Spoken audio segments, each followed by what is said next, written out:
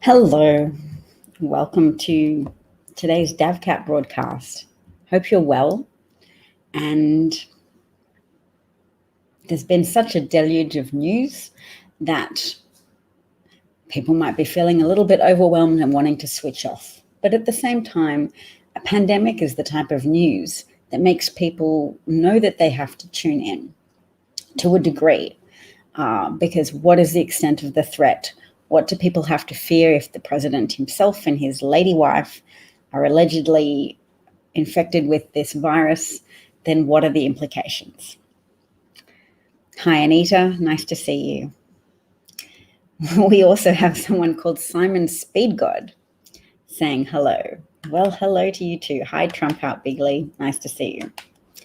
So first of all, you might have last heard from me when I said I was at a 50-50 position of whether or not I believed Trump's assertion that he had coronavirus.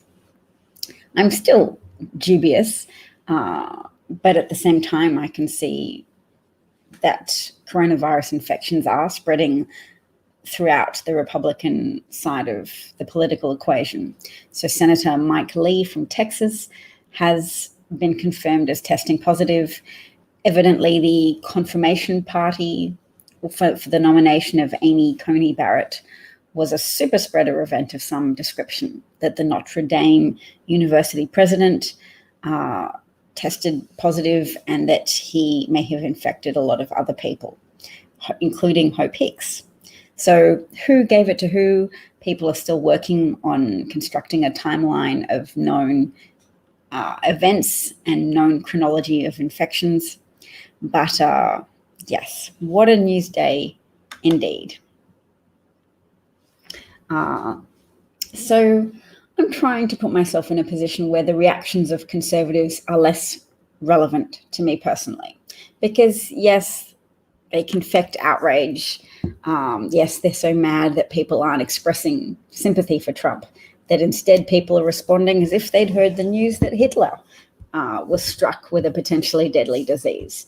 And to my mind, that's a logical reaction. Trump is effectively the Benedict Arnold Mussolini Hitler figure of modern day America, someone whose criminal negligence has put Americans in danger to the extent that 200,000 Americans have died so far, and put them in an escalating pattern of events where more hundreds of thousands of Americans are likely to die, particularly and unjustly those who are the most vulnerable in society. So those who are the most economically vulnerable, those who are more vulnerable because experiencing racism is associated with the development of more comorbidities, and also people who are stuck in places such as nursing homes and prisons, and people who work in the healthcare industry that are more likely to be exposed to a large infective dose.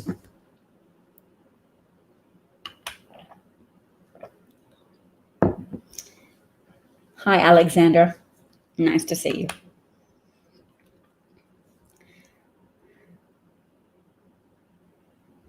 Yes, it is right after the failed debate, so Trump might be wanting to avoid future debates because of the constraints that would likely be instituted after his atrocious behavior in the first debate. So they might cut out his microphone when Joe Biden is talking, so that he can't interrupt Joe Biden. And Trump wouldn't want to have that, Joe Biden to have 2 undiluted minutes to answer questions and to tell the American people plainly and clearly that Trump is implicated in willfully betraying them, that the decisions Trump has made in the Oval Office make it so that America effectively has no leader and no plan to address the pandemic that is killing their grandparents and parents and teachers and doctors and nurses and caring professionals. So yes, if Trump, I'm also prepared to put out a scenario whereby maybe Trump has the infection and then they just decided to add Melania to the account in order to increase sympathy and make it more like a shared, adorable couple family problem that they're having that they'll get through together. Trump put that in capitals to make it more of an accusation when Democrats rejoice in his vulnerability. So that it's like, how dare you look at that's a man and a wife determined to get through a problem together. Do they spend that much time together? They did hold hands at the debate. We could see Trump jerking her hand as Biden was hugging his wife, as if Trump was experiencing some involuntary neurologically related spasm. I think the doctor's letter named COVID-2, or SARS-CoV-2, which is the name of the virus, but he said, I received confirmation that the president and the First Lady, Melania Trump, have tested positive for the virus, which is not very doctorly-like language. I have received confirmation. You would say, I confirm that they took this test and the results were positive. So I've received confirmation could mean, yep, they told me they'd tested positive. So in that way, I received confirmation because I heard it from Trump. So I think it's weasel words that do leave open the possibility that either Trump or Melania's diagnosis is confected, is a made-up situation to keep a narcissist whose campaign is crumbling with his supply of public love, in that he is now hoping to get sympathy and pity rather than the usual hero worship to which he's accustomed. It's sad that you don't get notifications from my broadcasts. That must be hard. And I have no suggestions as to how to fix it. He certainly has lied so much. It is the boy who cried wolf. That's a very apt story to bring up. All right, let's have a little listen to this short 43-second ad because it features Biden, and it's nice to remember Biden because Trump's dominating the news because of his diagnosis. And Joe Biden is so recognized as the next president by the stock market that when Biden announced he'd tested negative, the Dow went up significantly. Jobs. Healthcare, affordable healthcare. Schools. Unity over division. Education. Bipartisanship. Wildfires. Be safe. You know I was number one on Facebook? Donald Trump may be the greatest of all time, but nobody likes me. I got the Nobel Peace Prize nomination, and they didn't cover it. Honestly, it looked like 1.5 million people. Jobs. Healthcare. Affordable healthcare. Economic recovery. Education. Jobs. Education. Jobs. Healthcare. We have to unite. Grace. Hope. Empathy. Decency and unity.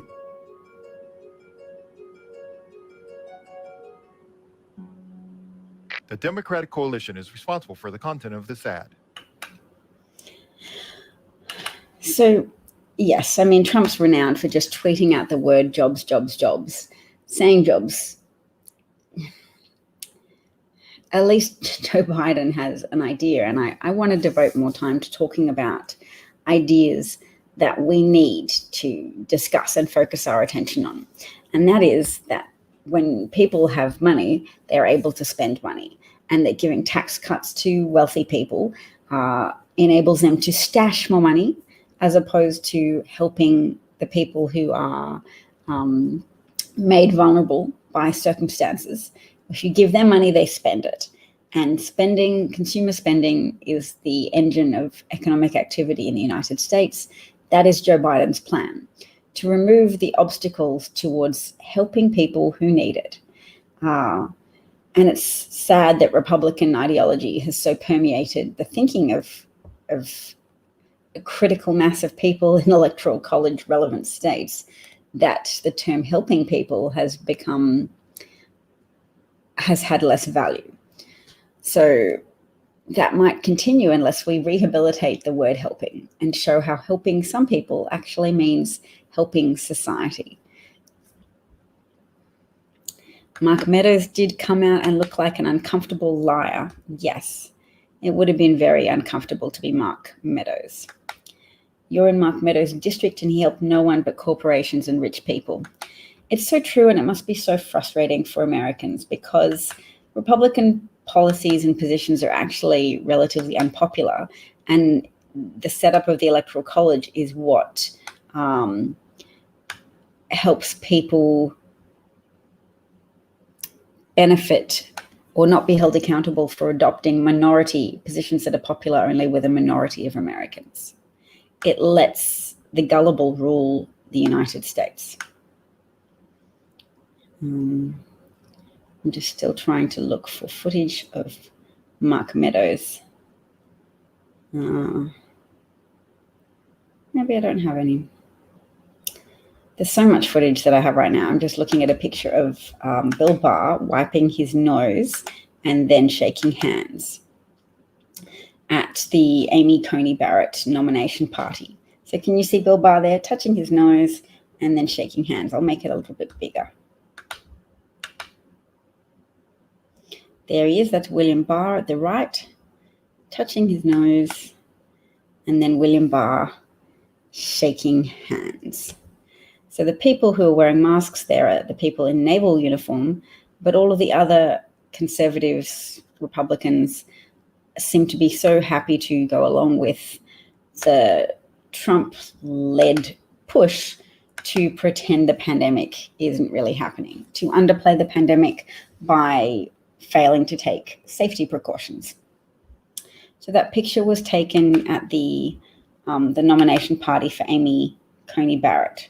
Good question. That was on Saturday. And here is footage from the same event of Mike Lee. This has been watched 1.4 million times because Mike Lee now has been diagnosed with COVID-19. So here's his face, so happy.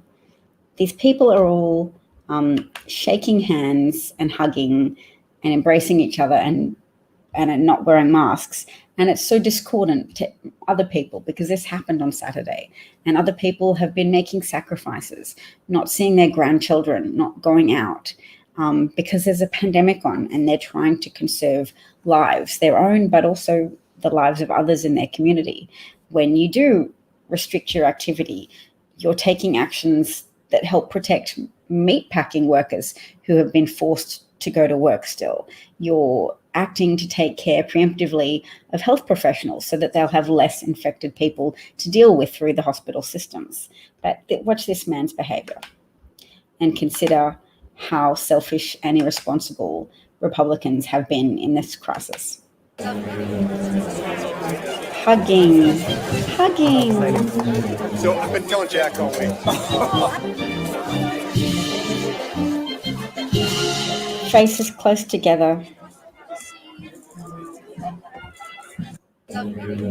So that probably seems like extraordinary footage to people who have been working hard to not attend mass events and to not create risk of viral transmission.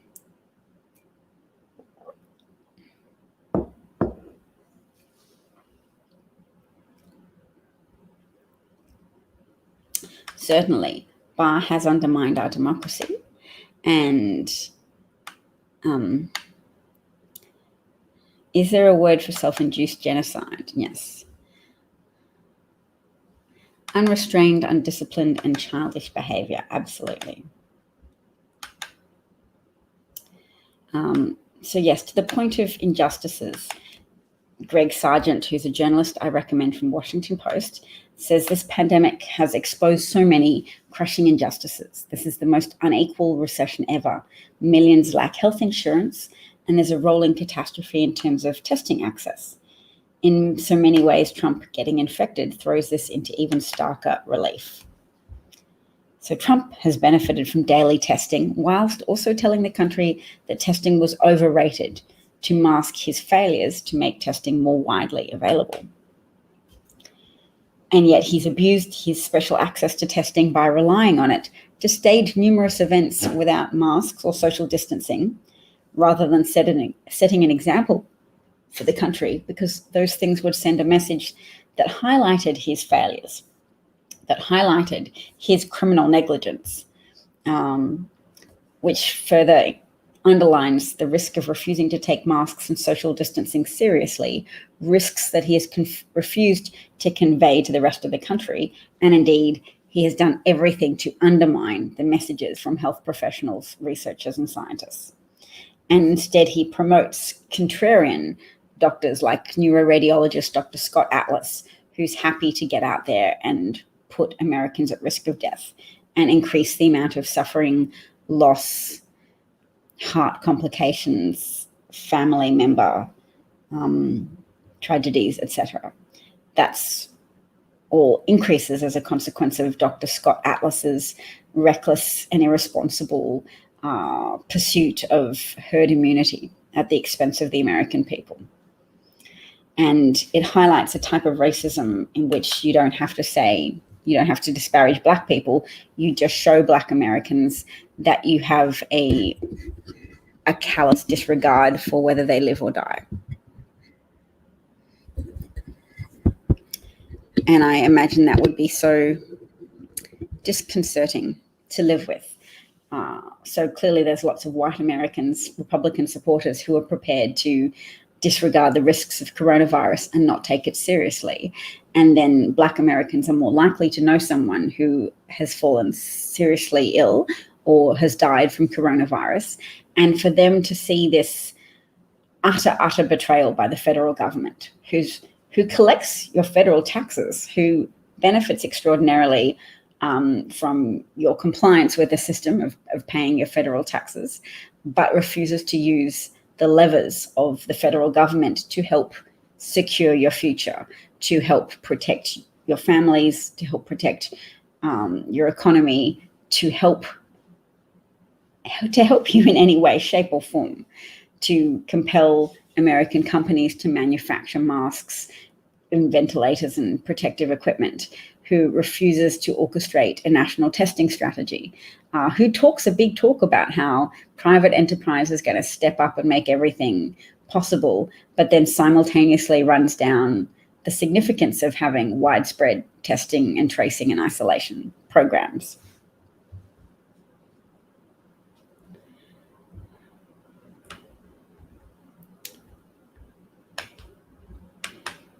Thank you. I'm glad you enjoyed me informing you last night about the diagnosis. Yes, I've told everyone that I still entertain the possibility that Trump is lying. He's an inveterate liar, as are all the people around him.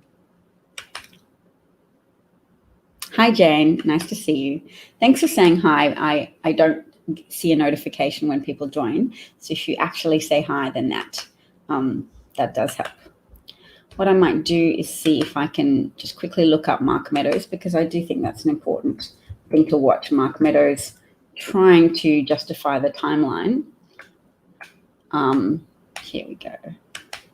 No, that's just a picture.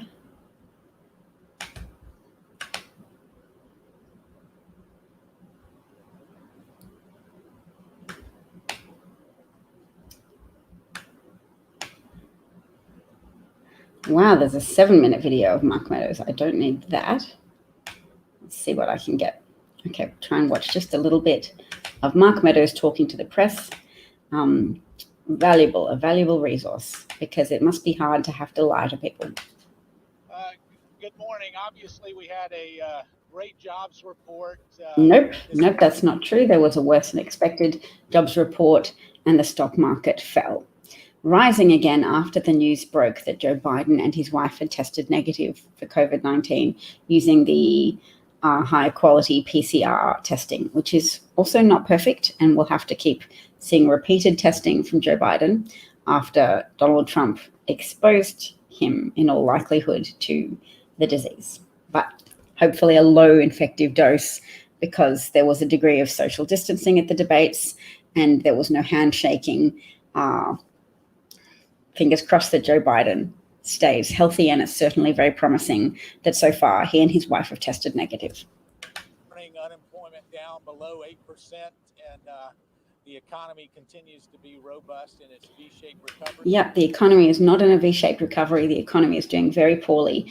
800,000 women have dropped out of the labor force compared to approximately 200,000 men, because the economic consequences of this pandemic, this Trump-exacerbated pandemic, are disproportionately impacting women who are being put in a position of having to withdraw from work to care for their children at home, to supervise their homeschooling in the absence of schools being able to open because of the increased spread of the pandemic when schools have attempted to reopen. So most schools have reopened and then returned to online learning after a period of observable increased infections. Unfortunately, that's not what everybody's focused on this morning.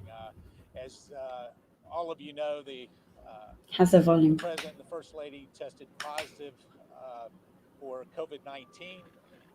They remain in good spirits. This is why I still also entertain doubts that he has coronavirus, just because if it's a ploy to try and underplay the disease, it's not a very successful or good ploy, but it still could be a ploy in order to say, oh yes, he has it, but there's nothing terrible about it. Look how fine he is. He's still going to go to work. He's so great and strong and didn't put American national security at risk by being cavalier with mask wearing. Does have mild symptoms, and as we look to try to mild symptoms for now, if he does have it, make sure that not only his health and safety and welfare is good, we continue to look at that for all of the American people. He continues to be not only in good spirits, but very energetic. Very energetic, huh? Yep. Talked a number of times this morning. I got the 5 or 6 things that he had tasked me to do, like I do every single morning, and he is certainly wanting to make sure. So he's so energetic. He asked me to do the things that I always do every day. That's what Trump did. He's so helpful. I do these things every day, and Trump said to me, "Are you doing the things that you do every day? Are you doing them?" What a man! What a leader! Engage. I think the other thing that is critically important. Why is Mark Meadows not wearing a mask? Because of the irresponsibility of this current batch of Republicans. The doctors continue to monitor both his health and the health of the First Lady. We'll continue to do that. They'll be glad to provide some updates later today as we look at. Even if they provided updates, people would find it difficult to believe them unless they saw video footage. And if I see video footage for the president looking super chipper, I'll be more likely to think that the COVID diagnosis is a hoax. Yes, but I think the great thing about this president is not only is he staying committed to working very hard on behalf of the American people. His first question to me this morning is how's the economy doing? Yeah, because he doesn't have any access to information other than asking his chief of staff. The stimulus talks going on Capitol Hill. A number of us in the core team. Stimulus talks would be great, but the House passed a $2.2 trillion relief bill, and once again, Mitch McConnell will not take that bill up for debate in the Senate. The White House continue to get tested on a daily basis like we have been, and as we look to that. Testing should not be an excuse to wear masks, so that's a very important piece of information. Yes, Trump probably loves the heat taken off his taxes, and also his former General McMaster coming out and saying that Trump is assisting Putin with his purposeful erosion of public trust in the election and the election processes. Yes, Eric Trump is supposed to meet with Letitia James, the New York District Attorney. I don't remember what date. If you find that out, that would be great. We're very excited about making sure that not only that the health and safety of the President and the First Lady is addressed, but certainly that we address this battle together as a nation together. Well, that's great. The nation's so happy that you want to address this battle together. I think I'm done listening to that turgid response. Mark Meadows admits that pre-existing conditions are protected under the ACA. Yep. Oh, good. Mick Moranis said he's fine. I'm so happy. Twitter was so upset about that because obviously he's a cultural icon from a lot of movies. And as a person, he apparently retired from his promising Hollywood career to take care of his children after his wife died of cancer. And he's Canadian. I'm so happy that he is fine after being punched in the head by a man randomly walking along the street. And he says he's grateful for everyone's support and well wishes. Tom Arnold is a little bit in the firing line after having shared Hope Hicks's cell phone number on the internet in some way, shape, or form. I interviewed Tom Arnold once, and I was fairly obsequious. I know he's a troublemaker in many ways, and it's not a good idea to dox people and put their personal information on the internet, so I don't condone that behavior. I wonder what he's playing at. Oh, you can't hear the sound? Okay.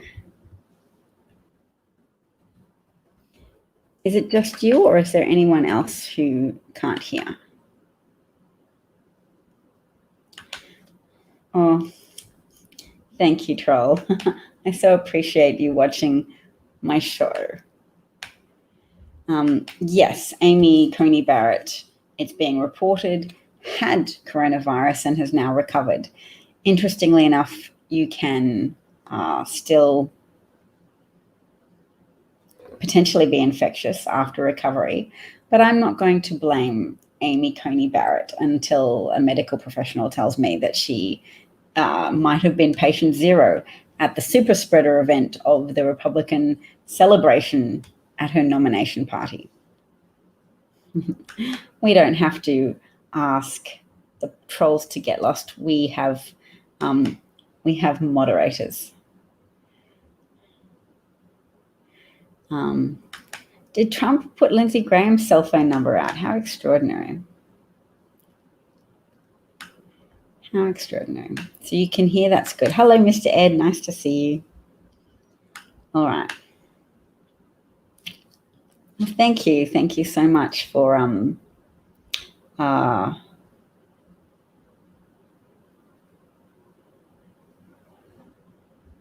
yes, yay for the moderators. Sound is back. Excellent. All right.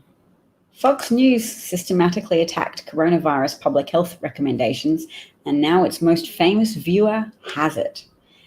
That is true. Fox News has certainly been responsible for a lot of dysfunction and community upheaval, including the loss of businesses as well as the loss of life.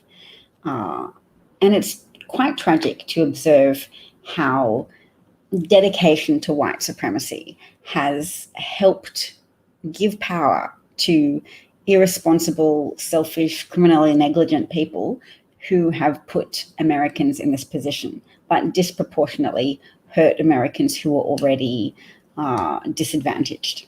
And that is the unfortunate thing. But we can have a look at a bigger picture of how people are put at risk more broadly by looking at what happens in Wisconsin, for example. And the people of Wisconsin have had a reprieve because Trump's alleged diagnosis means they don't have to suffer through another super spreader Trump rally. President Trump has scheduled 2 campaign rallies in Wisconsin this weekend, despite warnings from his own White House coronavirus task force. More than 20% of tests are coming back. So those rallies are now canceled, but this positive. The state reporting more than 2,000 cases a day. 646 new coronavirus hospitalizations were reported across the state of Wisconsin yesterday, and almost a third of the patients are in the ICU. So they're so bad off. 4 hospitals in Green Bay are near capacity. People are getting treated in the hallways. Of course, we have seen that before. The governor is asking President Trump to either skip his rallies this weekend or require everyone to wear a mask. The president could do things. One is maybe not come. The second thing that could be done is for him to insist that if people are there They wear a mask. He can make that happen. He could wear one too. The president believes that people have a First Amendment right to political speech. He is having a rally. People can choose. They have a First Amendment right to political speech, including the right to the political speech of not wearing a mask to show their support for President Trump. People continue to highlight their rights to political speech, to attend a rally, to attend church, to expose others to harm.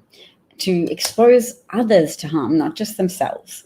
And when they say, I'm taking on board this risk for myself, we have to start using language, the kind we use around drunk driving, to talk about these people who are saying, it's my First Amendment right to get drunk and get in a car.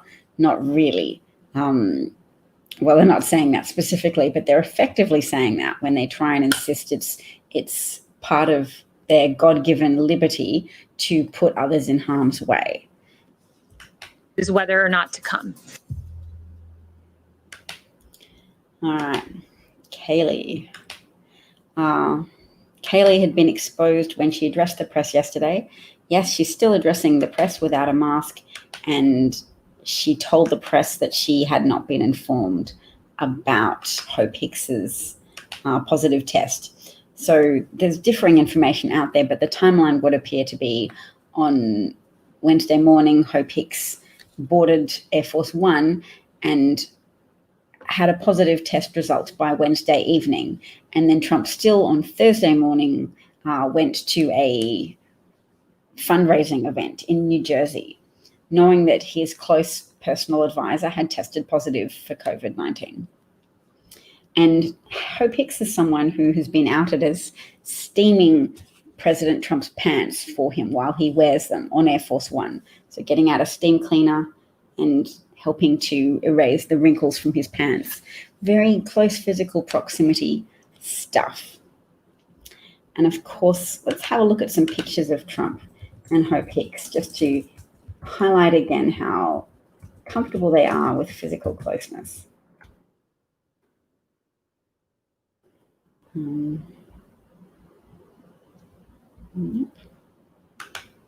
There's a lot of pictures of them.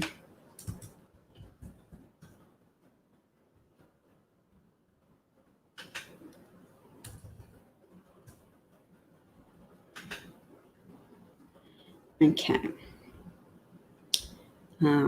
Here we go. I shall share some pictures with you. Darling, I don't know why you might have got muted. I'm sure it's not personal, and that as messages scroll past, a moderator might have been trying to click on a troll. It's happened to me sometimes in other scopes. Please try not to take it personally and just excuse that occasionally there's fat-fingered events that happen. If you're back, that's good. So the picture I'm trying to draw to your attention is the one over in the top right-hand corner. Let's see if we can make that bigger. Yeah. Well, there you go. Wow. They're using that article to run with. Oops. Yes, so calling Trump a clown obviously is not an offense that should get you moderated. So I would just imagine that it's a mistake. So here you go. Here is Trump. What a lecherous picture, really. He's holding onto her hand, and she sort of looks like she's cheerfully leading him onwards. I feel almost dirty and anti-feminist pointing that out, but, you know. So this headline is obviously from when Hope Hicks's diagnosis was known, but not Trump's. So in that brief window of time.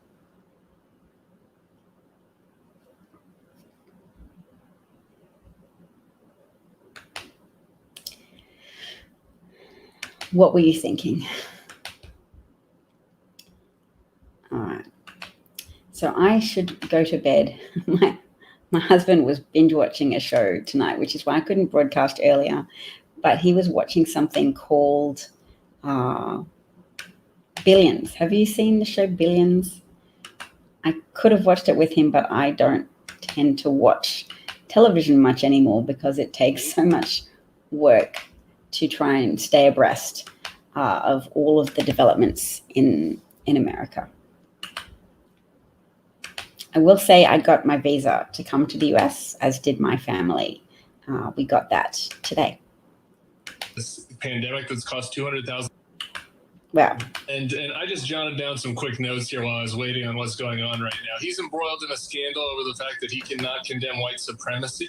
That consumed his day today after the debate.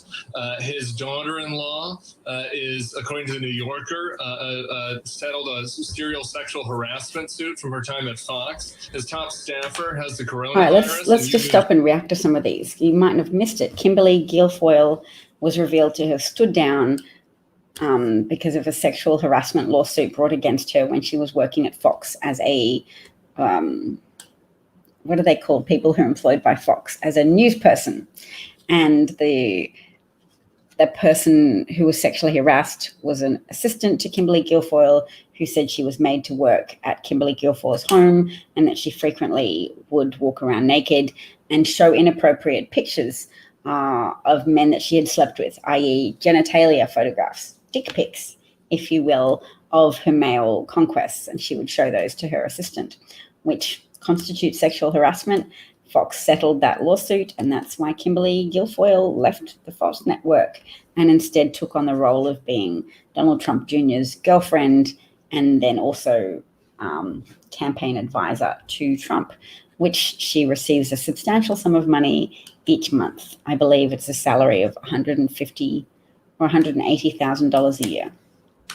Showing pictures of her walking around the White House grounds, not wearing a mask. This whole White House has not taken this pandemic that's cost 200,000 deaths seriously, and that now has come inside the house. His wife was taped talking about how she didn't care about the kids being separated at the border, and she didn't care about the Christmas setup. Yes, Melania, and that hasn't got very much attention because of the diagnosis of Trump and Melania, which is one reason why I think perhaps Trump could have it, and then Melania's is just added in for extra guilt-tripping value to say, how dare you Dems be so joyful that Trump and Melania, a good woman, her former friend taped her saying some awful things, that she couldn't help the children at the border because she's so busy. She's working her ass off with these Christmas decorations, and who gives an F about Christmas decorations? But she also said some untrue things. She said the Obama administration did this to children as well, which they certainly didn't. And I don't appreciate it when the media will just constantly replay assertions like birtherism without grounding it in the truth. So you can't have Melania on. And I use that reference because hearing Melania's voice, which you don't do that often, reminded me of seeing her appearance on a show in that same tone of voice, saying to one of the ladies from The View, Joy Behar, saying, but Joy, don't you want to see Obama's birth certificate? And Joy saying, well, we have Melania. It's from Hawaii. It just looks a bit different. The Hawaiian issued birth certificates. And she's saying, no, but we want to see real birth certificate. And so do the American people, Joy. We just want to see, Donald wants to see birth certificate. So hearing her voice reminded me of the fact that she's a birther and has that same approach of just repeating Donald Trump's bullshit. And it's bullshit that Obama did the same thing to children. They didn't purposefully separate all the parents, all the families that turned up seeking asylum. If there was a custodial issue question and they suspected someone of not truly being related to a child, then they would separate them while their claims to be related were investigated. They didn't just separate 2,600 children and their parents as a very cruel method of deterrence. And it was a deterrence strategy devised by, sorry, I make my face bigger than Tim Miller's. It was a purposeful deterrence strategy devised by Jeff Sessions, supported by John Kelly and and other people who thought, yep, that's a great way to behave. Rip breastfeeding babies from their mother's arms, small children from their parents, thousands of children, to brutally traumatize them and their parents. Yes, well, the Obama administration didn't have a policy of purposeful separation. There was only separation in instances of suspected fraud. And Trump and co can't claim that they just happened to suspect 2,000 people all at once. They had their policy. They announced it. It was a zero tolerance policy of saying, if you come to seek asylum, you will automatically be separated from your children. And John Kelly admitted as well that this was a policy of deterrence, that there was blanket application of this policy to families, and that it was devised as a way of discouraging migrants from seeking refuge in America.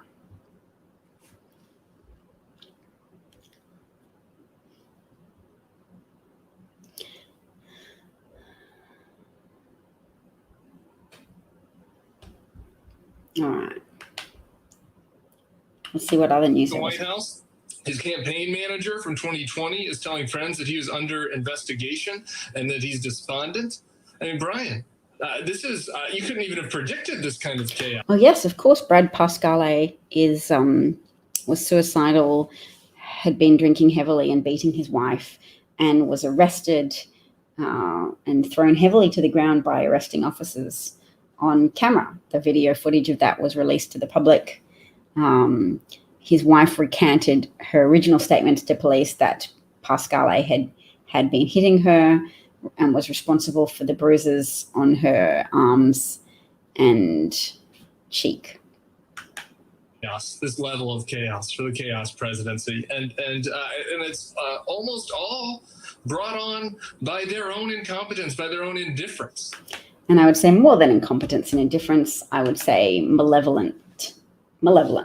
There is a definite amount of bad intent there. And I often have argued recently that Trump welcomed a COVID recession, that he willfully failed to take action on COVID because he wanted to hide the manufacturing recession that was causing loss of jobs in the battleground states and was a product of his misbegotten tariff war. So yes, Chris Christie was amongst the people helping Trump prep for the debate without a mask on in a small room. I believe it's called the map room in the White House. Malevolence, yes. Chris Christie does have underlying risk factors because he is significantly obese. All right, I think we will listen to Melania after I did that terrible impression.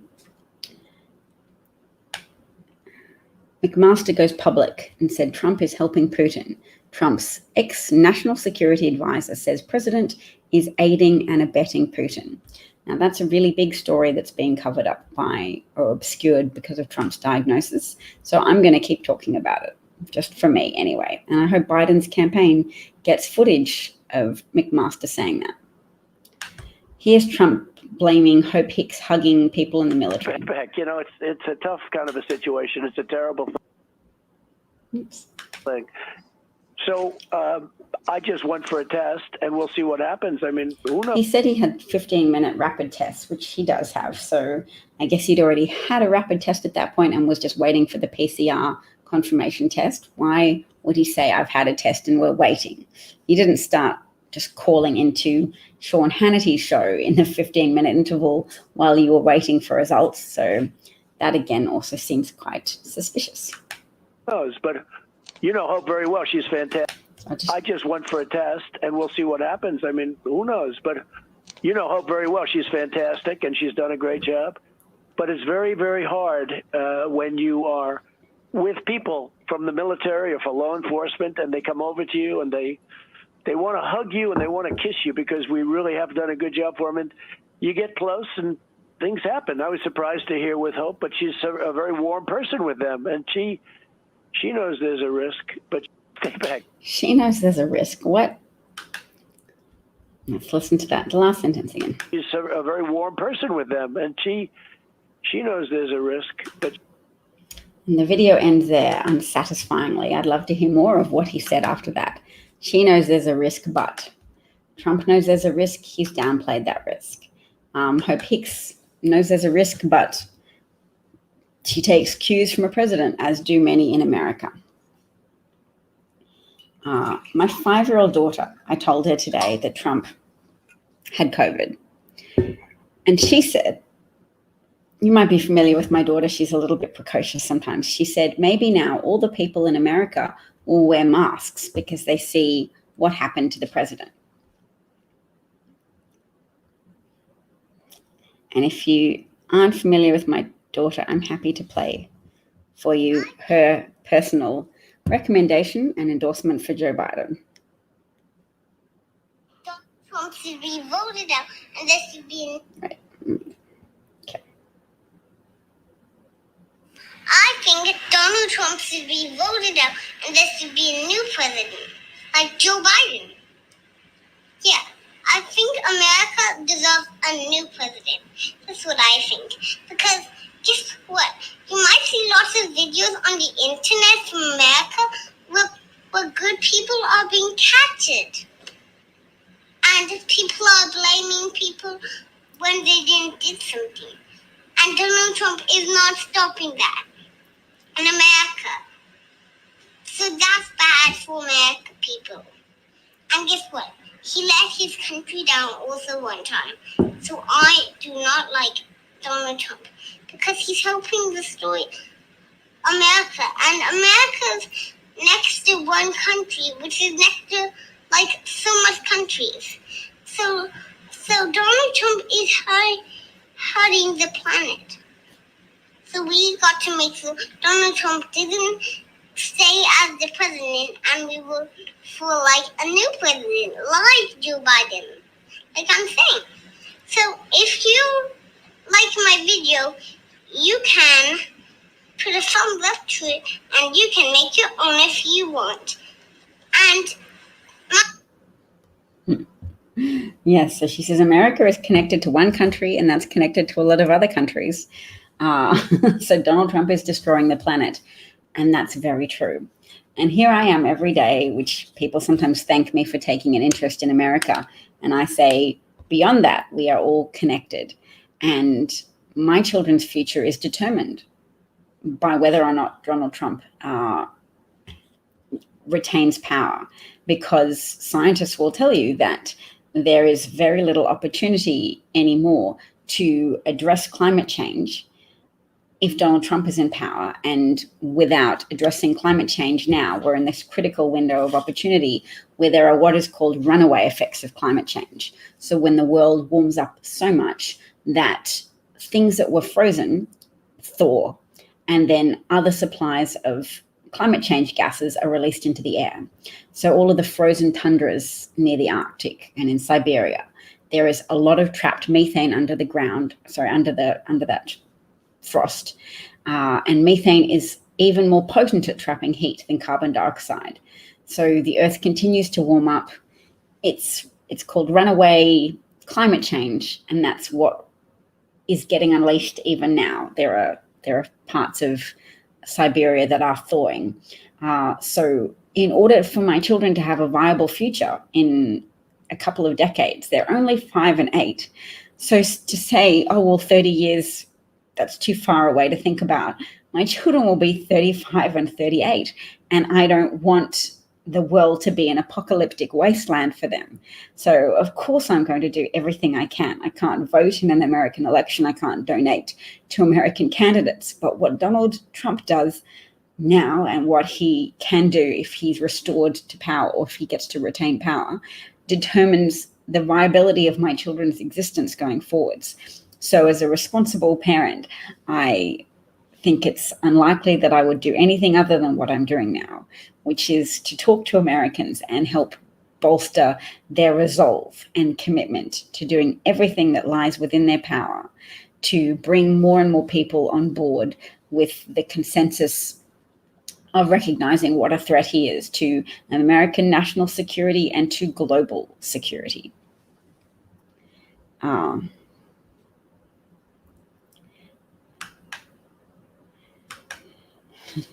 Well, I think Ivanka's probably one of the more articulate people in the Trump family, but unfortunately, she has been raised to operate without principle or conscience. I have some issues about coming to America, but it's a career progression for my husband, and I'll sleep potentially at a more regular time frame. And look, Australia is also in the grip of mini Trumps, fascist leaders who are doing a lot to harm the environment as well. And Australia has significant bushfires. It was unlivable in January. There was so much smoke that you would pass for days with a sore, scraping feeling at the back of your throat because of bushfires. And our Prime Minister went to Hawaii for a holiday, and when reproached for that by people in the media who could muster up enough spine to say, was that a good idea, going to Hawaii in the middle of record-breaking bushfires in Australia? He said, well, I don't hold a hose. And he ignored former fire chiefs who asked to meet with him to explain that this year's bushfire risks were extraordinarily more severe than ever before. And he did not take action, and he did not meet with them. So I am not that keen to live in Australia either. I think there's similar risks. COVID doesn't have the same hold in the population. Australians haven't suffered as much from that QAnon type of conspiracy theories, but QAnon is there in Australia. And people do attend protest rallies where they complain about lockdowns or mask wearing and 5G and Bill Gates, because that particular brand of American Putin-inspired craziness is spreading around the world. Wherever people have internet, they're getting access to this secret knowledge that makes them feel very special and competent and superior to others. So that is a danger.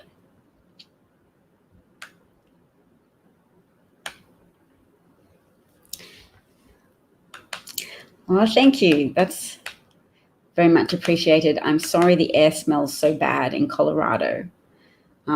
Yes, there's massive disinformation in American media and in Australian media also. And the Australian media often act like they're very cozy with our politicians. And that's a phenomenon you are familiar with American media, who sometimes act as if they don't want to jeopardize their access to politicians. So they don't want to offend them, and they don't want to call out their lies. But there is still a resistance thread, or some journalists with enough spine to challenge the president and to challenge and push back on their fabricated reality. That's a movement that I'm happy to align myself with. Whereas in Australia, there's less of anything to align yourself with in the mainstream media. Thank you. Absolutely. I fully intend to continue broadcasting when and if we get to America. So, of course, I'm just hoping that Biden gets elected and that any violence that breaks out is small and quickly contained. That is my fervent hope. If things degenerate rapidly, I will be advising my husband that I will not be taking my children to the United States, our children. He's acknowledged that that's a possibility. I certainly told him that if Trump is reelected, I won't be going. And he thinks he still would for at least a time to the United States. And I would just move back in with family in Australia with our children in that instance, and hope that he didn't spend too long there without us. And we would miss him. We would talk to him all the time. Billions is good, give it a try. So the left's plan is now to blame Russia for things they had no hand in. Well, thank you for giving me credit for being a progenitor of the left's plans. There's a lot to blame Russia for. There's a Cold War happening, and America has already lost a lot of battles in this psychological war that Russia has been waging against unconscious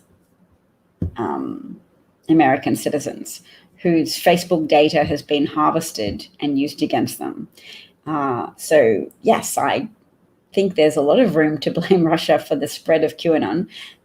People who do research have illustrated that Russian bots and troll farms amplify messaging from Trump and from Republicans and from other purveyors of craziness, such as whoever keeps putting out the QAnon Q drops. Yes, Russia amplifies that because it weakens America. And you can be part of that. You can be like, yeah, I'm really keen to weaken America and to argue to people that COVID is a hoax and that masks wearing is oppressive and actually harmful.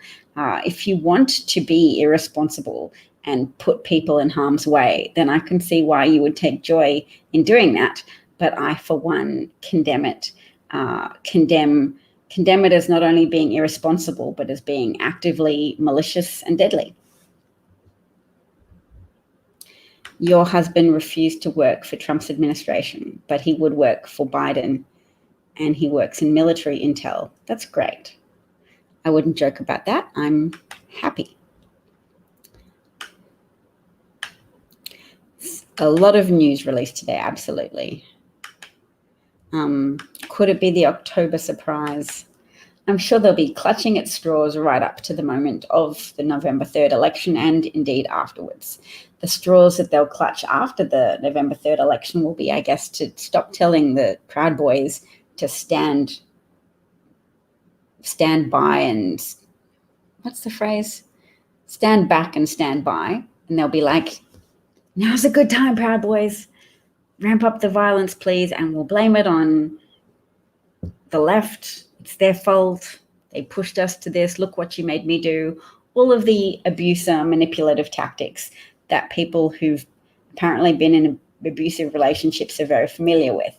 I'm not used to that, but I'm happy to listen to people who tell me that watching Trump's debate performance made them shake with trauma and remembered trauma. Absolutely. COVID diagnosis changed the subject. So the subject that I'm going to try and keep in people's minds is McMaster pointing out, Trump's former national security advisor, pointing out that Trump is aiding and abetting Vladimir Putin.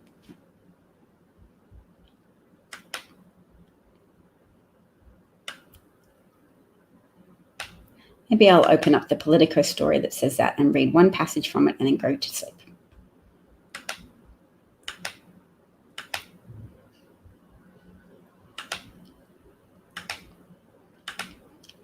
So it's a good article to share if you want to circumvent Trump's effort to change the topic of conversation. Let people know that this is an important development. Trump's ex-national security advisor says Trump is aiding and abetting Putin. H.R. McMaster's warning represents perhaps his harshest public criticism of the president since the retired general was ousted from the White House in 2018. You can scarcely describe H.R. McMaster as the left, although the type of people who are very committed to not admitting their own wrongdoing, who are very committed to trying to keep expanding their access to power and their ability to abuse people, those people, of course, will dismiss this as nonsense, and they will dismiss Trump's ex-national security advisor openly condemning him for aiding and abetting Putin. But the point that we have to hold on tight to is their opinion is less and less relevant. And what is really important is for us to articulate a value statement and a value position that we would prefer for America to be stronger. And we can't just focus our voice on condemning hypocrisy. We have to focus our voice on, well, just remembering that hypocrisy is accusing people of not living up to their own standards. And it's important for us to articulate what our standards are and what we want for America and what we want to help Joe Biden accomplish as a leader, to help people gain access to healthcare, that the tragedies and the injustices and the widening wealth gap is not okay. And that's not born from a place of envy or rage. That's born from an understanding of how societies work. And that to have socially cohesive societies, it's bad to leave vulnerable people to die in a gutter and act as if their lives have no worth. It's bad to leave people to suffer with a $7 an hour wage that doesn't allow them to have enough money to live somewhere and put food on the table. It's bad to leave so many Americans to suffer as if life is just a rat race, and that social Darwinism should purify American society by leaving losers to die. There aren't any losers. There are people who've benefited from access to opportunities and others who have benefited less. And yes, there's character and drive and pursuit of the American dream. And we can entertain both scenarios and both understandings of how things work. I refer people to the nature-nurture debate that people used to have before people just went, oh yeah, actually, it's both. It's not just genes. It's not just your environment. Both of these things are factors that contribute to who you are and how you live. But the left is often under suspicion of being too fatalistic and putting too much emphasis on, well, society creates conditions and condemns people to certain life opportunities. We can say both are true. There's things that make it more statistically likely that you will struggle. But if your family has lots of books in the house, then even if you're of a working class background, you're more likely to experience successful life outcomes. So thank you, everyone. I will check Discord. Alan, we're feeling hopeful about Biden. That's great. I will say good day to you all. Take care of yourselves, self-care in the time of Trump. Stay hydrated, get exercise and outside time, and don't rely on hydroxychloroquine as a therapeutic treatment for COVID-19. I'm sure you don't. And I'm glad you enjoyed the broadcast today, Trump Out Bigly. Thanks so much for your support and encouragement, Anita and Alan and ABS fan. Have a great day, everyone. Bye. Peace. Peace out. Thank you. Take care.